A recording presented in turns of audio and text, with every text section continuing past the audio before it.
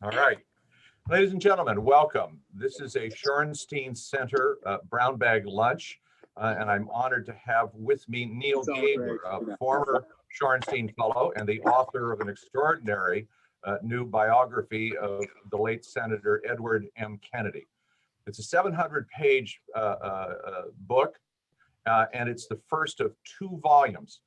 And in talking with Neal about this extraordinary work, we came upon the idea that it was important to link the legacy of Ted Kennedy and the Kennedys to Joe Biden and the way in which we think the Kennedy influence is playing its way out in terms of Joe Biden's concept of himself and his presidency. And to give you a sense of the meaning of Edward Kennedy, Ted Kennedy, for Joe Biden, we're going to run a brief clip of Joe Biden speaking at the memorial for Senator Kennedy in 2009 after he died of a brain tumor. Our hearts go out to Teddy Jr. and Patrick and Kara and Vicky, with whom I spoke this morning, and the whole Kennedy family. You know, Teddy spent a lifetime working for a fair and more just America. And for 36 years, I had the privilege of going to work every day and literally, not figuratively, sitting next to him and being a witness to history. Every single day the Senate was in session, I sat with him on the Senate floor in the same aisle. I sat with him in the Judiciary Committee physically next to him.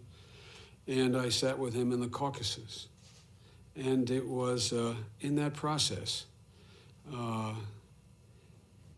every day I was with him, and this is going to sound strange, but he restored my sense of idealism and my faith in the possibilities of what this country could do.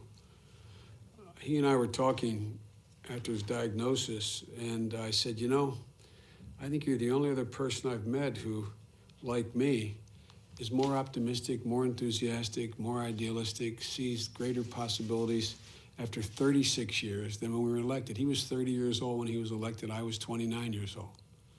And you'd think that would be the peak of our idealism. But I genuinely feel more optimistic about the prospects for my country today than I did have at any time in my life. And it was infectious when you were with him. You could see it, those of you who knew him and those of you who didn't know him.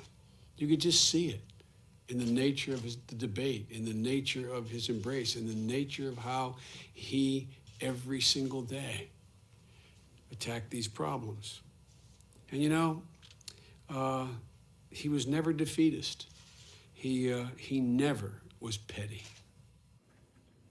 Never was petty. He was never small. And in the process of his doing, he made everybody he worked with bigger, both his adversaries as well as his allies. Don't you find it remarkable that one of the most partisan liberal men in the last century, serving in the Senate, had so many of his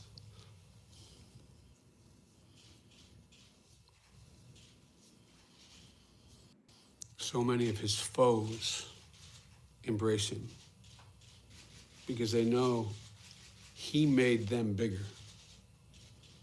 He made them more graceful by the way in which he conducted himself.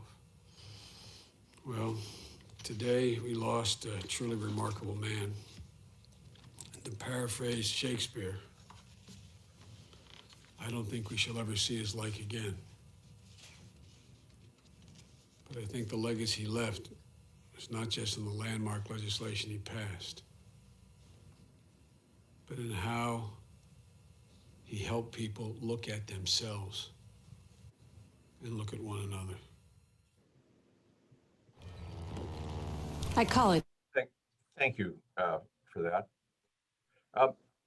Joe Biden is only the second Catholic American elected to the presidency of the United States and only the second Irish Catholic president. And for a generation of Irish Catholics, as well as a generation of Americans of which we are part, Neal, the Kennedys defined in some sense the character of liberalism after World War II.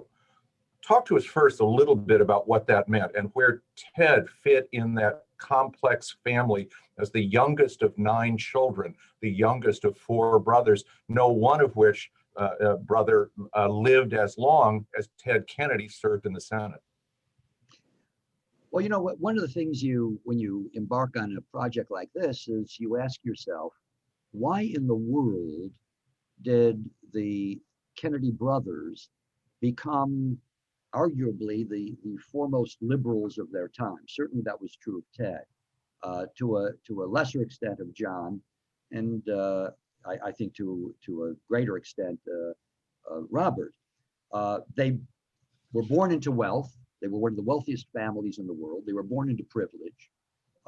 They never had to work a day in their lives, which is a famous line when Ted was campaigning for the Senate in the first campaign, and he was assailed by his opponent, Ed McCormick, for saying, "You never worked a day in your life." And the next morning, Ted was walking through a bakery, and somebody said, "Hey, that Ed McCormick said you never worked a day in your life. It's you didn't miss a thing." But you wonder why, when so many people are born to privilege, have no interest in others, unless there's some sense of noblesse oblige, and that was not really the case with the Kennedys. What motivated the Kennedys generally, and Ted in particular, to take a liberal course and to devote his life to serving others? And one answer is Catholicism. And the Kennedys' own sense, though it's hard for us now, and I think it's particularly hard for younger people, some of us old folk, it's less difficult, but it's hard for us now to imagine the kind of umbrage that Catholics had toward the disdain with which they were treated by the Protestant establishment, and in Massachusetts by the Brahmins. And the Kennedys very much felt that. They were very, very much resentful of that kind of treatment. There's a story about Rose Kennedy, which I tell in the book, where Jack and one of his classmates, Protestant classmates from Harvard, are driving up to Hyannis, and Rose is in the car, and she turns to the classmate and she says, now this is again a woman who is, one of the wealthiest women in the United States at the time, and she turns to him and says, "When will the Protestants ever accept us Catholics?" This was a theme that ran through the Kennedy family. It was one of the reasons why it was so important for Joe to advance his sons, not just politically, but politically to the point where they were in the White House. This was his reckoning. This was his equalizer. And there was a tradition within Catholicism that I think arose out of this, that all of us older folk are familiar with, which was the Catholic tradition of social justice. And though Joe Kennedy didn't particularly adhere to it, his sons did. His sons very much did. And that was part of the time.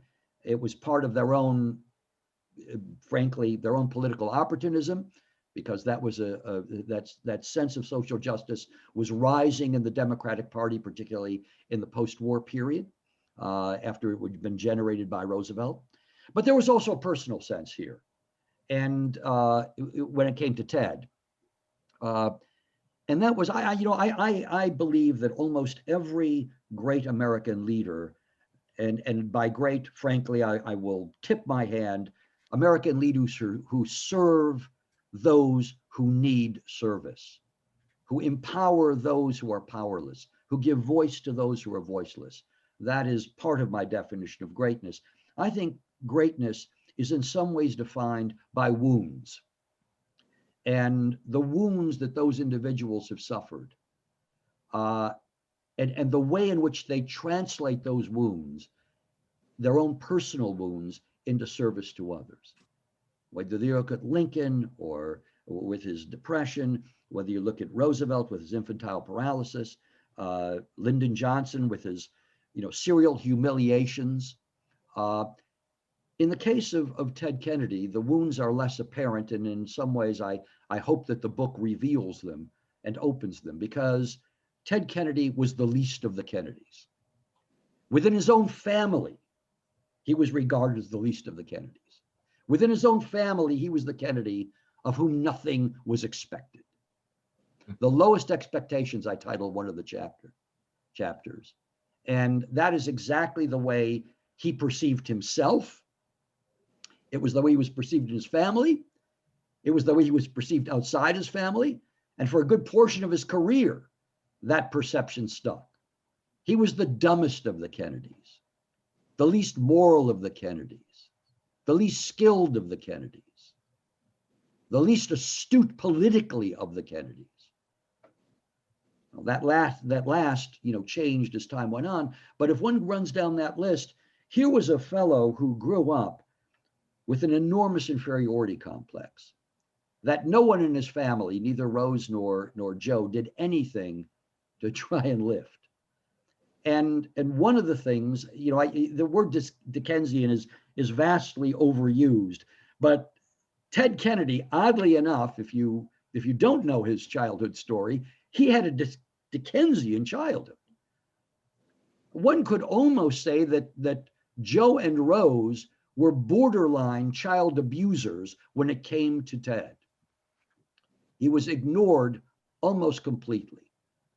He was shifted from school to school, 11 schools in like 8 years, at the whim of Rose, because if she wanted to go down to Palm Beach, she'd just pluck him out of school and take him down to Palm Beach. When she wanted to go back up to Massachusetts, she'd pluck him out of school in the middle of the semester.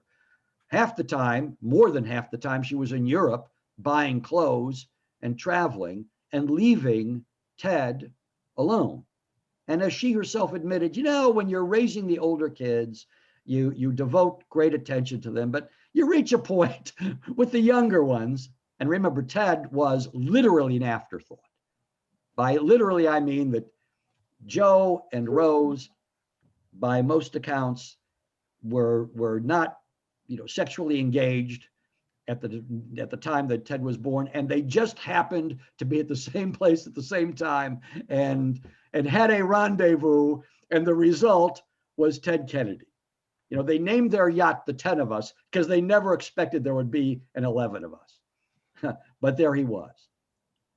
So when you combine Ted's own personal sense of inferiority and neglect with his sense and his brother's sense of the pain and the contempt that came to Catholics, and that in some ways impelled the Catholic social justice movement, you begin to see, I'm not saying that's the whole story, but you begin to see the story of what impelled Ted Kennedy and the other Kennedy brothers toward liberalism.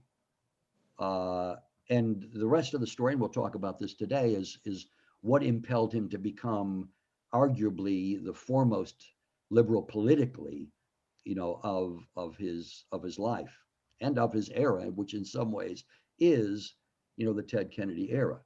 This man, I just want to say, in terms of his, when we talk of him as the least of the Kennedys, 2,500 pieces of legislation he co-sponsored.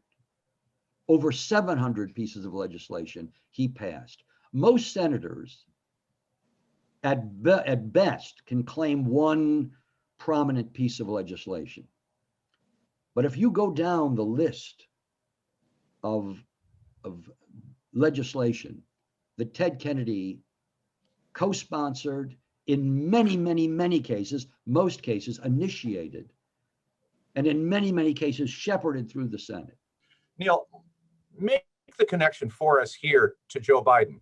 There's the Irish Catholic experience. Biden's family was in no way of a similar social status, of similar wealth to the Kennedys. Biden, as you point out, or as Biden pointed out in that short clip, were both near infants when they came to the Senate, barely legal in terms of being able to join the Senate, which requires that you be a minimum of 30 years of age. Talk to me about how who the Kennedys were and what they represented, and then about how Ted gave particular legislative skills to Joe. Yeah, and more than legislative skills. I mean, that little scene that we saw of Joe Biden talking about Kennedy, and we'll talk about this more extensively. But I mean, these were kindred spirits in many respects. And Joe Biden, as we all know, is a wounded man. When I talk about wounds, he is a man. We all know the wounds that he suffered with the death of his wife and infant daughter, and the terrible accident that crippled his sons. But if you read Richard Ben Kramer's great book, What It Takes, which is essential reading if you want to understand Joe Biden, those wounds that Joe Biden suffered long preceded the terrible, terrible death of Nelia and his daughter. Joe Biden grew up in a sense of inferiority and pain, with a father who had been humiliated in his life, and who was forced back into living in his in-laws' house. What Richard Ben Kramer understood is, and he writes about Biden, is the sense of humiliation that took, and the way in which he receded from the family, and how Joe Biden saw that, the importance of that house, and the importance of being humiliated into living with your in-laws and being the least of the individuals in that house. So there are many connections, between Biden and Kennedy, both in his personal experience and in his Catholic experience. But let me go back a little bit and talk, just historically, and briefly, but historically, about liberalism, because modern liberalism, really is kind of the child of the Great Depression and Franklin Roosevelt, and of trying to find some way to activate government in the service of Americans who had been, punished basically by the economic disaster. And but that liberalism, again, was the result of pragmatism. The famous line about Franklin Roosevelt, that I'm going to try everything, and if it doesn't work, I'll try something else. And it just so happened that what worked, as it turned out for him, was using government in the service of helping individuals, creating programs and creating policies that helped individuals. But it was pragmatic. One of the things that, when I embarked on this book, one of the things I wanted this book to do, I didn't start this book by saying, gosh, I'm just dying to write a book about Ted Kennedy. In point of fact, I started this book because I was dying to write a book about American liberalism and what had happened to it.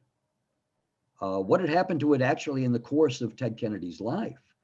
When Ted Kennedy enters the Senate at the age of 30, late in 1962, when his brother is president of the United States, liberalism is nearing its high water mark. One could say that it might have reached its high water mark after President Kennedy's death in 64 and 65 with the passage of the Great Society. We know that in the course of Ted Kennedy's life, liberalism, I would have said it reached its low water mark, but that might have just happened in the last 4 years. But it certainly was on the decline.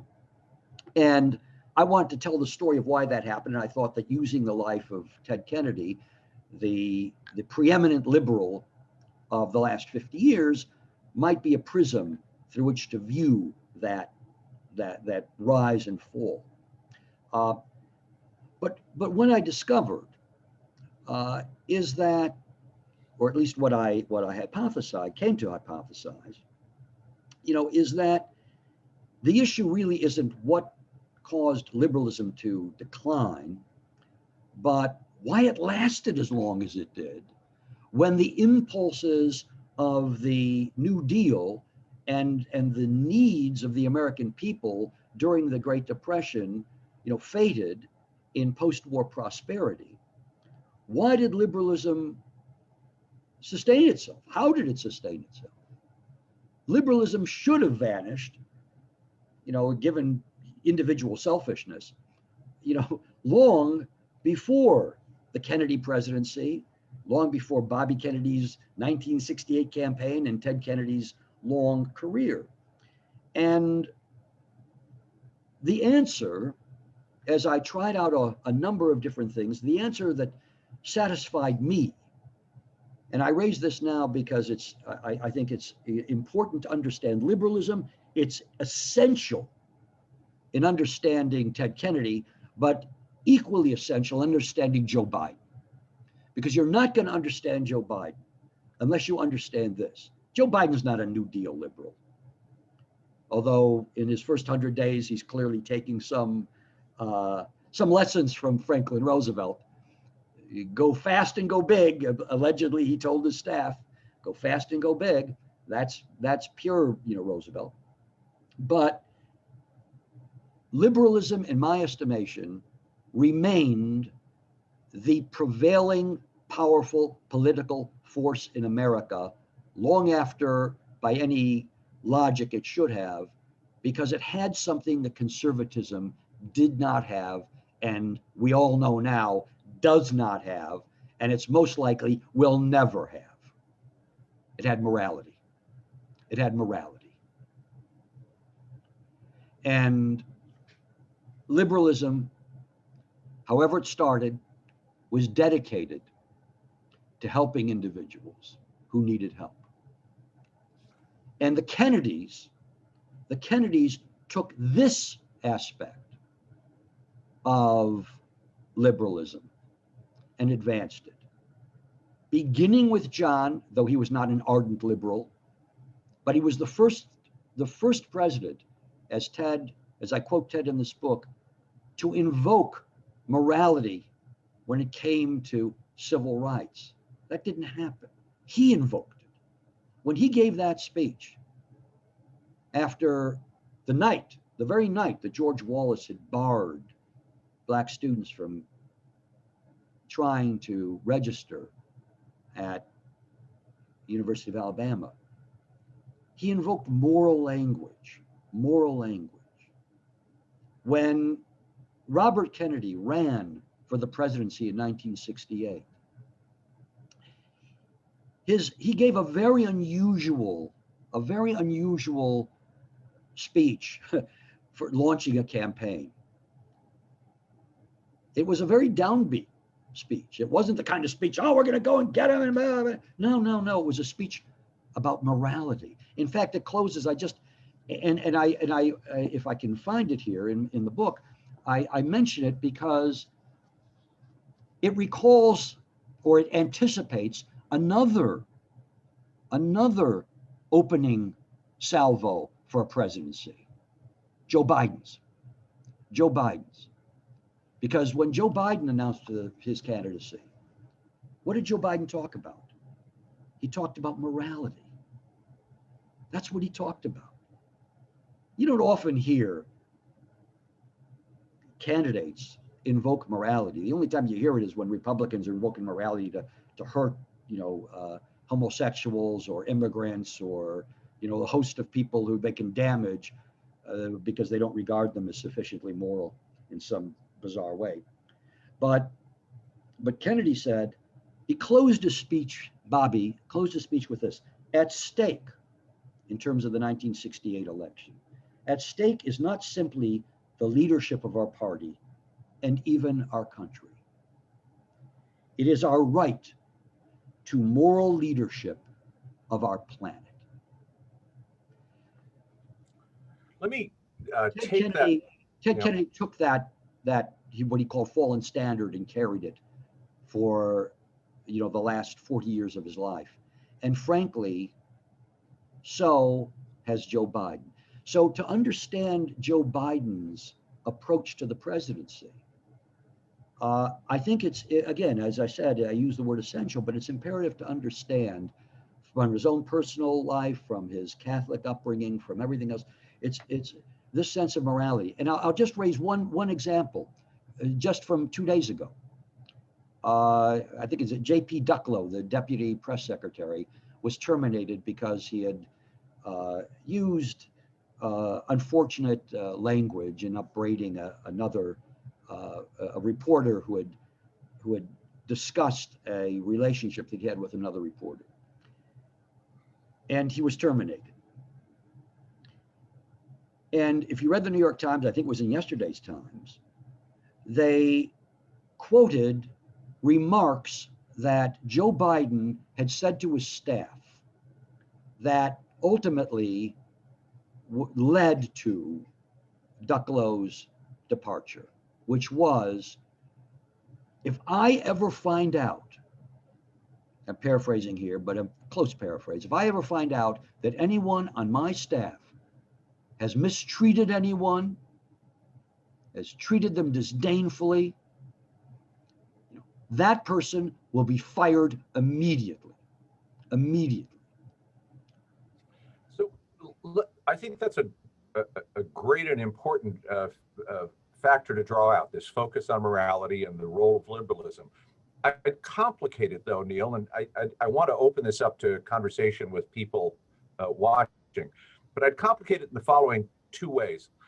First, the liberalism of the period after the Second World War, after Franklin Roosevelt, was framed from 1946 until 1990 in the amber, or in the molten steel of the Cold War. And liberals found themselves encased in the dilemmas that the Cold War produced, that under John F. Kennedy and then Lyndon Johnson became the Vietnam War, which did as much to tear the country apart as any single event in American history in the 20th century. The second is that the legacy of liberalism from the Roosevelt period going up to the 1960s had not engaged the issue of race.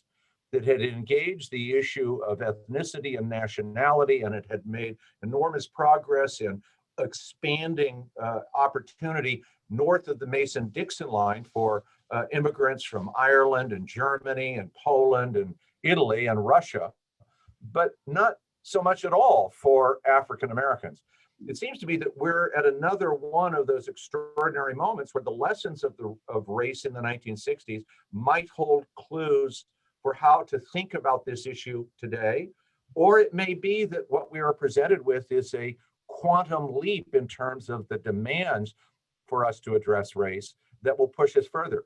Do you see in Kennedy's legacy or Kennedy's style something which Biden can take away? Is it a combination of legislation? Is it a message about working with Republicans when you can? Is it a message about going to war as necessary? Talk to us a little bit about that. And then I want to open this up. Well, you've asked a gigantic question, which is actually the two volumes. I teach at Harvard. I get paid to do this. This is my job. So. Look, first of all, liberalism, I think, is morally driven, but it's imperfect. So, I mean, we are imperfect human beings, and liberalism is imperfect, and it has been imperfect. And one of the things you remember during the first debate, I believe it was the first debate, Kamala Harris jumped on Biden. I'm not talking about the busing thing. I'm talking about something else. When Biden talked about having worked with segregationists, and this scandalized a lot of people, and in some ways it sullied Biden. How could he possibly work with segregationists like Eastland and Stennis and in fact, all the people who ran the Senate when he entered the Senate? Because, one of the things that sullied the Democratic Party was the fact that, congressionally speaking, the party was really controlled by, segregationists.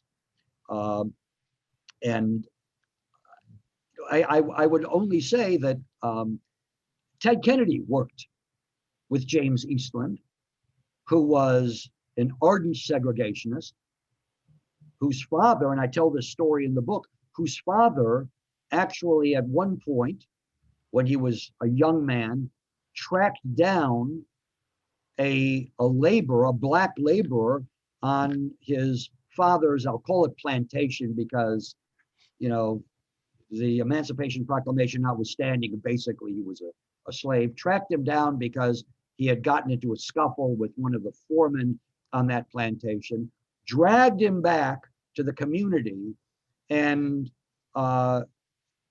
didn't just hang him, but he had him drawn and quartered. And James Eastland not only claimed that he was a chip off the old block, but had a portrait of his father hanging in his office. Okay. Now, what does that? It speaks to the fact that, you know, the Democratic Party and American politics were tainted for a good long time and still are. But it also speaks to the idea that Joe Biden and Ted Kennedy operated within an institution in which, in order to get what you wanted, you had to make bargains with people whom you didn't particularly agree with or care for. And that was the nature of things. And Ted Kennedy was an institutionalist. Joe Biden is an institutionalist. It's much more difficult to be an institutionalist now in some ways than it was then, because there's no institution. There are just a number of individuals who, one set of whom follow the god of Donald Trump, and the other set of them are trying to get something done. But basically, I mean, this institution doesn't even function the way it did when it was headed by segregationists. Is there one way to look on this moment as an optimistic one? Because if we look at this liberalism that you're describing and this morality that you're describing, the possibility for Franklin Roosevelt to be president depended in no small part on the huge surge of immigrants who had come into the country in that great 19th century and early 20th century wave. And we are today in America living through another one of those surges. And we can see from voting behavior of new arrivals in the United States that once again, they lean heavily Democratic. And might we think about an America which has lived past the Cold War, has lived past the process of formal legal desegregation, even as it struggles with racism, and has lived past the weight of the white South as part of the Democratic Party, as presenting Democrats under Biden with an opportunity that was not available to Ted Kennedy in the era of Richard Nixon or Ronald Reagan. Well, first of all, you know, Ted Kennedy, like Joe Biden, you know, was a political optimist. I describe Kennedy as being a personal fatalist. He was very fatalistic personally.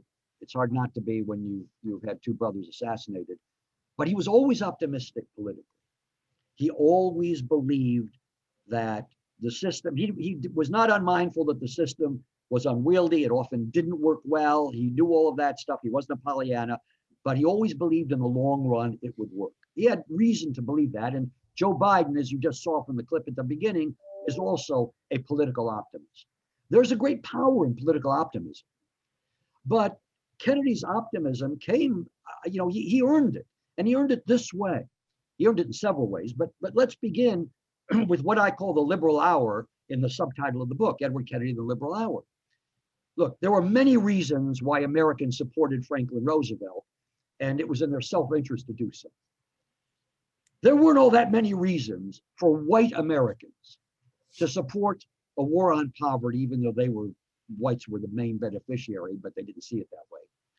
A Civil Rights Act of 1964, which they didn't see themselves as particularly beneficiaries of. A Voting Rights Act of 1965, you know, arguably the single piece of legislation, you know, in the 20th century. What personal benefit did they get? And yet, when you looked at the Gallup poll at that time, and I quote them and cite them in the book, white Americans were overwhelmingly supportive of these things. That's different than the New Deal. Again, I can only, you know, fasten on the idea that there was some moral sense, I call it a moral crease in the country for those few years. And there is reason, if there is reason to be optimistic, I'm not particularly optimistic about the future, but if there's a reason to be optimistic about Americans just generally, it's that there was this moment, this extraordinary moment, think of how extraordinary it is. I don't think, the younger generation, I'm being an old fart myself, understand how extraordinary this was.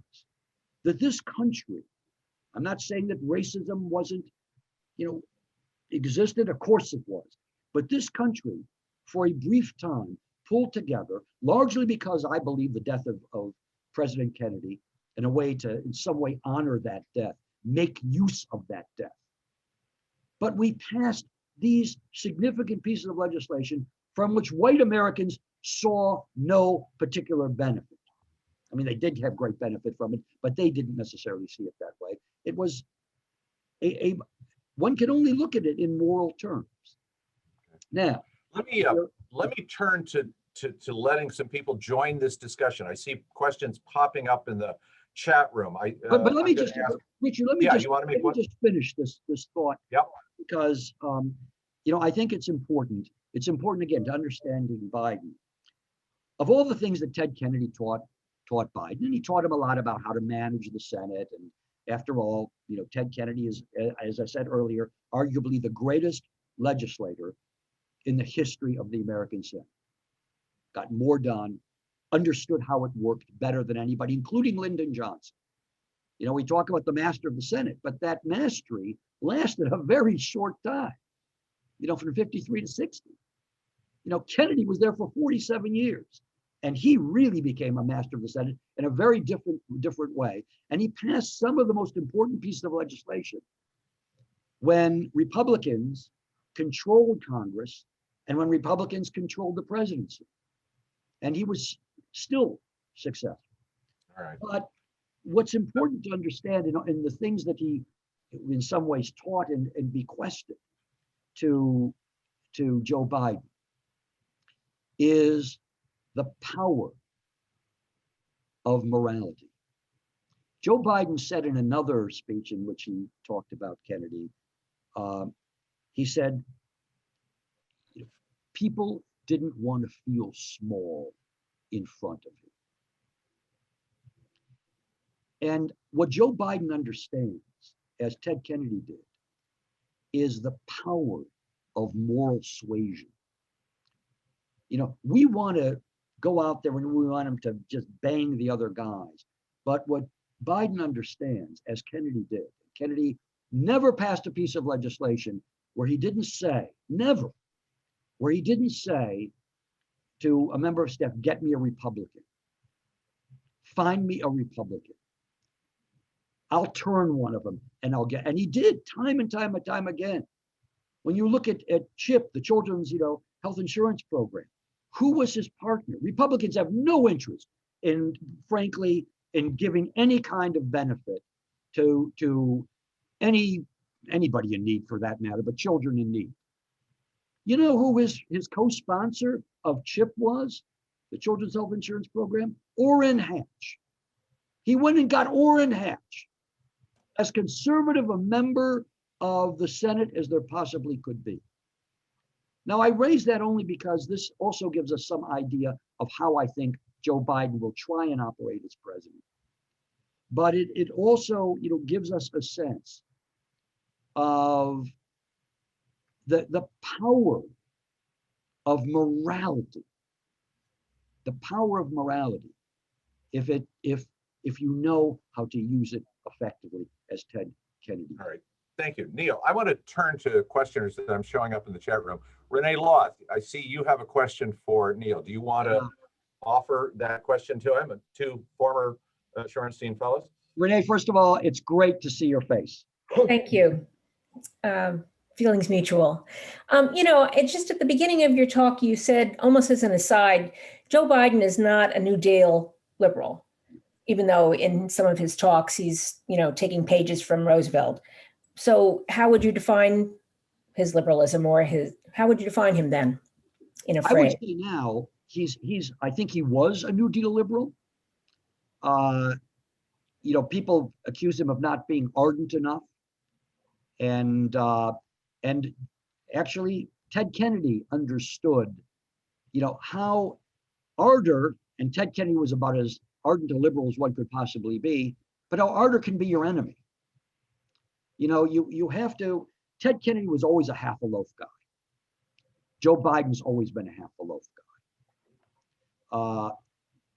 But what's happened now, and I think, this has been an evolution of Joe Biden, is that, Joe Biden understands times have changed. Ted Kennedy always was looking for a partner. As I said, he would always want a Republican. Find me a Republican. And he never passed a piece of legislation that I can think of off the top of my head where he didn't have a Republican there. It's very, very difficult to get a Republican now. And Joe Biden has had to evolve because our politics have evolved. So Joe Biden is, in my estimation, we've seen this, in the last few weeks, Joe Biden understands that he may have to go it alone in a way that when he was operating in the Senate alongside Ted Kennedy, he didn't. There were still Republicans you could peel off.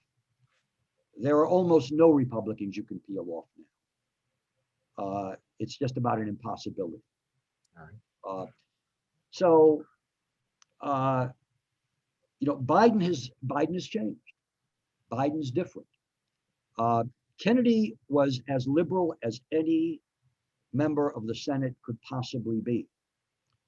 But he. So let me jump in. It seems to me, Neal, that's what's changed is the configuration of the parties. We have now realigned the parties so that they are truly a liberal party and a conservative party, not two parties that contain liberal and conservative elements in differing degrees. At least that's what it seems to have happened.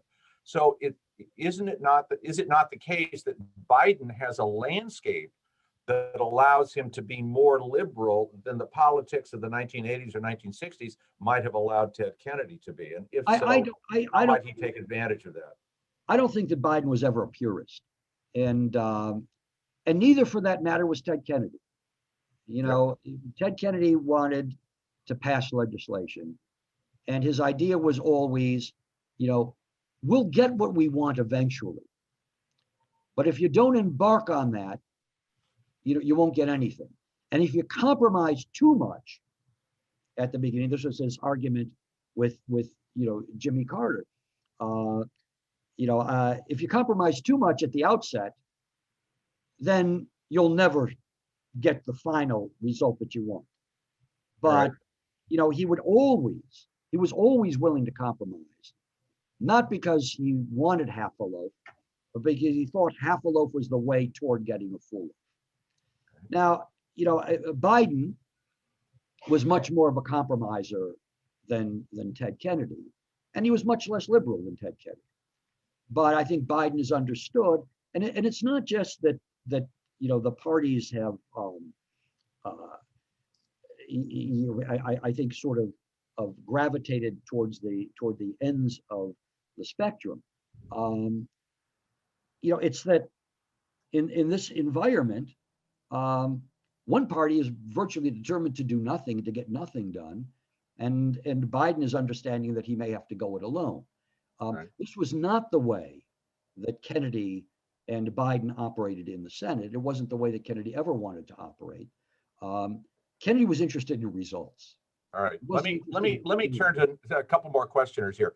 Joe Bauer, you've put a comment in, but I can't tell if there's a question in the comment. Do you want to ask Neal a question? And if so, you're on mute. Turn your mute off. Yeah, well, I do want to ask a question.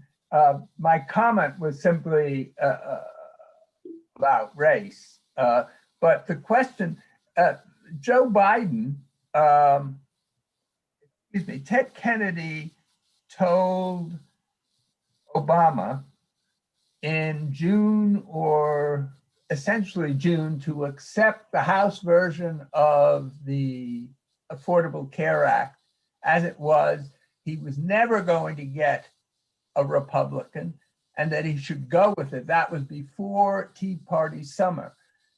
it seemed to me that Ted Kennedy understood where we were a lot sooner than others, and that Joe Biden, who sat and watched what happened after Tea Party summer and in the subsequent years, understood exactly, which leads to where we were, which leads to Richard's proposition. And so I guess my question would be, do we have a large enough coalition to pass the Biden agenda?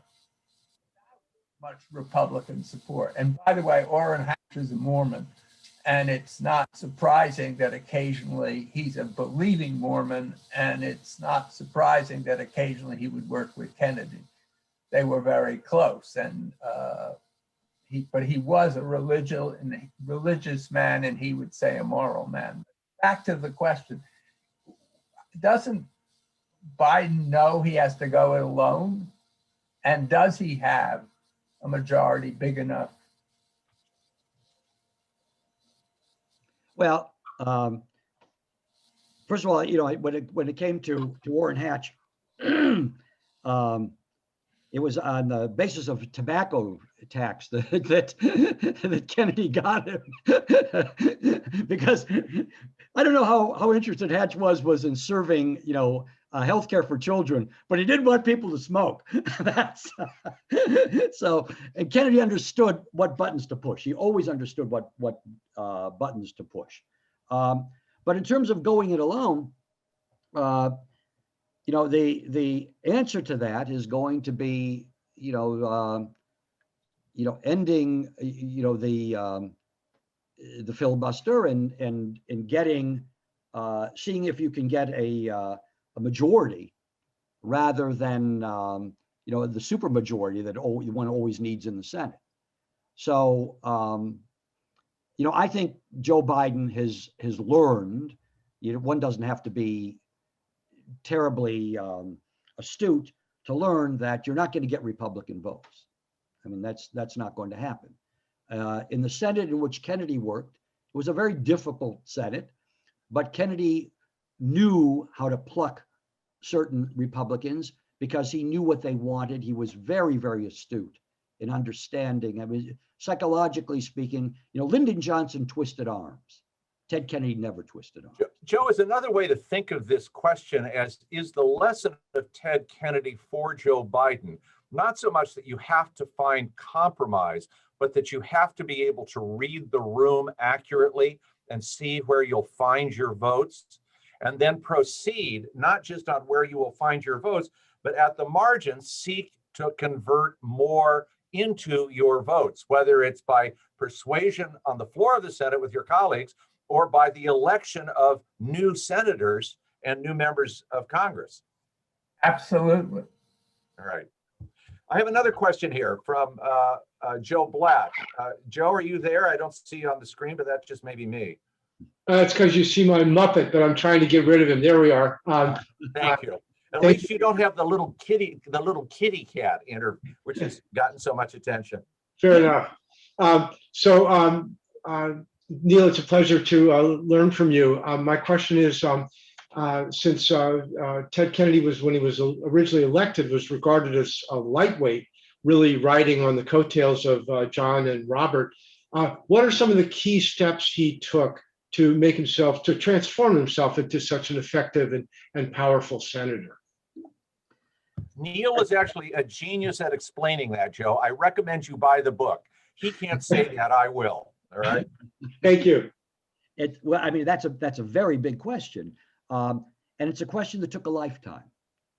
But, he knew he was regarded as a lightweight. He didn't fool himself. He wanted to be a Senate man. His brothers had disdain for the Senate. John was killing time in the Senate. He wanted to be president of the United States. Bobby had no patience for the Senate. And in fact, I quote this in the book, he turns to Ted during a hearing, Senate hearing, and he says, "How can you stand this?" All Bobby wanted to do is get out of this place and get to the White House. But Ted Ted didn't feel that way. Ted was a Senate man, and he educated himself in the Senate. He went to Harvard and talked to Harvard professors and said, educate me. When he suffered his terrible, plane accident, he on his way to the Democratic convention, state convention in Massachusetts, when his back was broken and he was up in traction for the better part of a year, he didn't waste that time. He spent that time getting tutorials from Harvard and MIT professors to educate himself, to learn, to see how he could master policy. And he did. He began as a lightweight, and he certainly knew that he was regarded that way. But he worked extremely hard in the course of his entire life to be something more than a lightweight, to educate himself, to learn not only about the issues, but to learn about how to manipulate the Senate. Lyndon Johnson, master of the Senate, Robert Caro titles one of his volumes, but Ted Kennedy was no less a master of the Senate in understanding the levers of power there. He just did it differently. As I said earlier, he wasn't an arm twister. He was a backslapper. And, that is something, and Renee, you're absolutely right in saying, he had the best staff in the Senate. The best staff. Not when he started,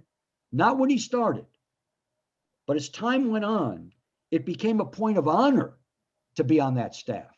He also had the most arrogant staff in the Senate, by the way. They thought they were the best staff in the Senate. They were right.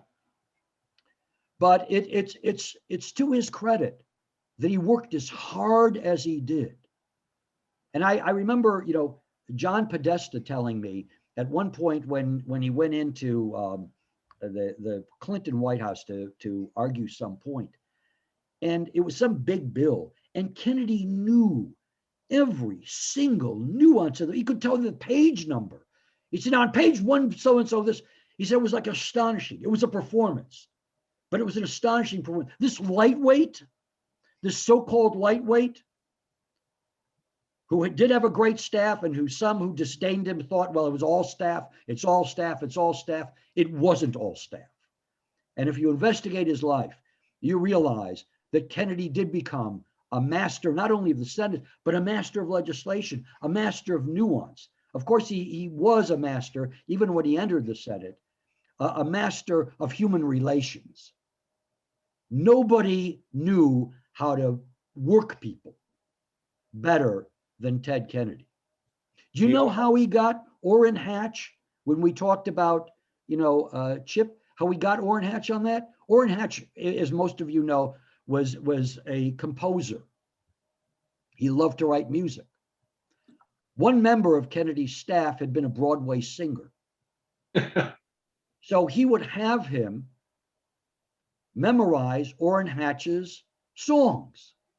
And when Kennedy would go to meet with Orrin Hatch in his office, he'd take his staffer with him and have him sing, and he'd sing Orrin Hatch's compositions. That's mastery. Lyndon Johnson wouldn't have done that. Neal, I want to give one final questioner the opportunity to jump in, and it's a questioner who sharply disagrees with your views about Ted Kennedy.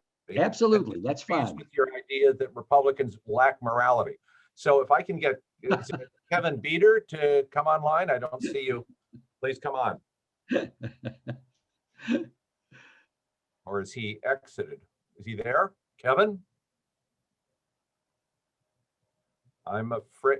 Well, I'm afraid we'll have to leave that. I have another question from Will. I would have loved to entertain that question. No, I'm sorry. The gentleman's left. I'm also looking at the clock. We've got 4 minutes to go, and I want to just save a minute or two for wrap up. So I think rather than go to one more question, I think we're going to go into a slow exit. Oh, Kevin, is that you? That's me. do you want to get in here? We need to do it quickly because we're running out of time. Well, I'm just tired of all this partisan positioning, trying to be.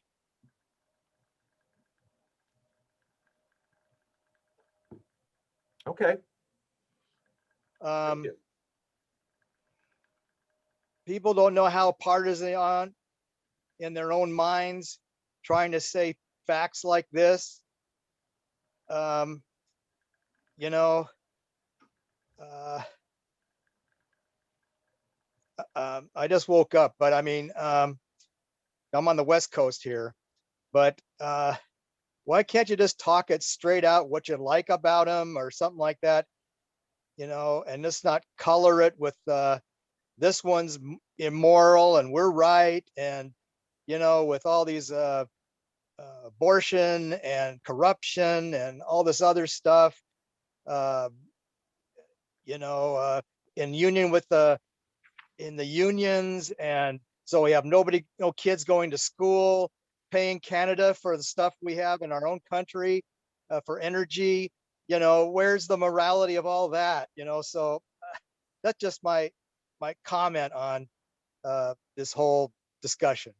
Okay, thank you very much for that. Neil, do you want to say a word? Should we? Well, I would say this. I think one of the problems is that we've left morality out of politics. And once upon a time, it was there, and we don't talk about it enough. You know, politics should have a large moral component. And I think Ted Kennedy understood that. In fact, Ted Kennedy never saw politics as just politics. He always saw politics as a moral engine. That's why, you know, that's why I'm writing about him. I think that's why some people, not everyone, you know, regard him as highly as they do. There was very little personal benefit in a political sense from most of the things Ted Kennedy did. And indeed, politically, he did suffer, particularly when he advanced the cause of civil rights, you know, in the 1970s, which is how this volume ends, when so many of those who loved Ted Kennedy previously turned on him when they thought he had taken the side, and I'm talking about a lot of ethnics in Massachusetts, when he had taken the side of those blacks and wanted to punish him for that. So yes, I think morality is important. You know, I think it's important to talk about it. I think it's important to try and infuse it into our politics, and Ted Kennedy did too. And we've seen what an amoral politics can do. We've had 4 years of it. So one of the things that Ted Kennedy can teach us is that even when there's no direct political benefit, and there was often no direct political benefit for him for many, many, many of the things for which he fought, there is a human benefit. Ted Kennedy was an imperfect man. God, my book tells the story of his imperfections. I'm not saying there's anything sainted about this guy, but there is a moral dimension to him, and there should be a moral dimension to our politics. So I disagree with what the gentleman said. I think we need a moral dimension to our politics. It's one of the things that's lacking, and it's one of the things we don't like talking about. And I'll say this: in going out and promoting this book, which probably I promoted less than any other book I've written, one of the reasons was certainly COVID. I'm not going to deny that. But another reason was to get a discussion, even in Donald Trump's America, about political morality is a hell of a hard lift, and nobody wanted to do it. And I can't tell you, shows that I would do, you know, for other books that I've written, I couldn't get a booking on because we don't want to talk about morality. But I do. And I think, you know, it's important in looking at the life of Ted Kennedy. It's the moral force of Ted Kennedy, the political moral force. His personal life is another thing, and that's a whole other discussion. Neil, But the political moral force of Ted Kennedy is extremely important to understand how we go forward. And how do we go forward? That's a difficult thing, you know, for us to assess. in a time of 4 years of absolute amorality. Neal, we've got to cut it short here. We're a little bit over the line. I want to thank you again for joining this conversation. I want to thank all of you on the call. I'm going to close with two brief and I think apt quotes that go right to the heart of what Neal's raised here. This is from Barack Obama about Senator Kennedy. His ideas and ideals are stamped on scores of laws and reflected in millions of lives, in seniors who know new dignity and families that know new opportunity, in children who know education's promise, and in all who can pursue their dream in an America that is more equal and more just, including myself. The second is from the New York Times obituary for Ted Kennedy. He was a Rabelaisian figure in the Senate and in life, instantly recognizable by his shock of white hair, his florid, oversized face, his booming Boston brogue, his powerful but pained stride.